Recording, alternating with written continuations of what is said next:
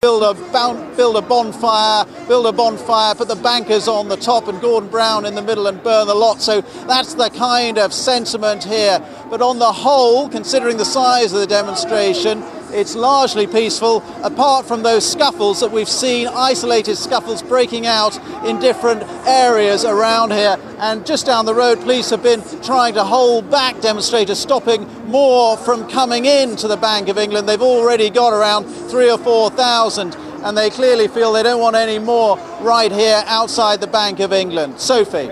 Ben Brown, live there in the City of London. Thank you very much. Well, we'll leave those protests for the moment and go back to tomorrow's summit itself. We've already heard from Gordon Brown and Barack Obama, but this afternoon we'll be hearing from the German and French leaders on their hopes for the summit. Well, let's go to France and talk to our Europe editor, Marc Mardel, who's in Marseille. How much of a problem could the French and the German leaders pose? Well, President Sarkozy is saying that he would rather have a clash with the other leaders than some sort of wet compromise and consensus. And what he's saying he wants is much tougher rules on international finance, a reinvention of capitalism, a new moral capitalism, he calls it.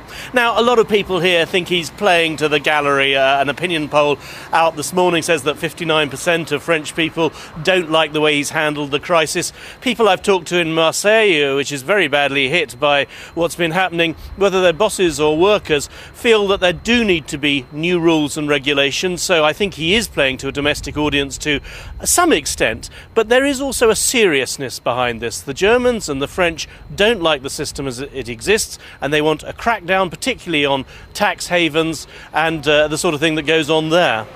Marc Mardel, thank you very much. Well, let's go from Marseille to Westminster and our political editor, Nick Robinson, who was at that press conference this morning with Gordon Brown and Barack Obama. Gordon Brown said this morning that he believed that we were within hours of agreeing a global deal for economic recovery and reform. How optimistic is that? It isn't optimistic. He knows it's true. He wouldn't have said it unless he did.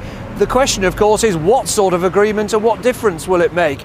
I mean, even over the weekend, there was a leak to a German news magazine of the draft of a long document, they call it a summit communique, that has already basically been agreed to by the people who are visiting London over the next day or so. Now, we know that on the one hand, they'll talk about stimulating the economy, but they won't agree on how much and when and who should do it. We know they'll agree that they need more world trade and that they need finance to help that, but they won't agree a new world trade round. We know they will agree on regulation, but they won't agree on the detail of the regulation of the banks and the hedge funds and the other financial institutions. In the end, Sophie, they've all listened to those words of Gordon Brown that what the world needs is the oxygen of confidence. In other words, it needs to see a photo, it needs to see a document that says we stand together. The test will come for people watching this programme and people like them right around the world.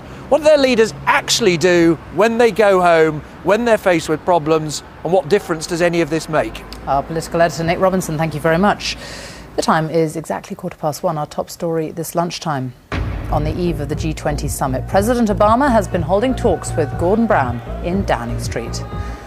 And coming up, with the spotlight on her husband, America's First Lady takes time to visit cancer patients in London. I'll have all the sport this hour.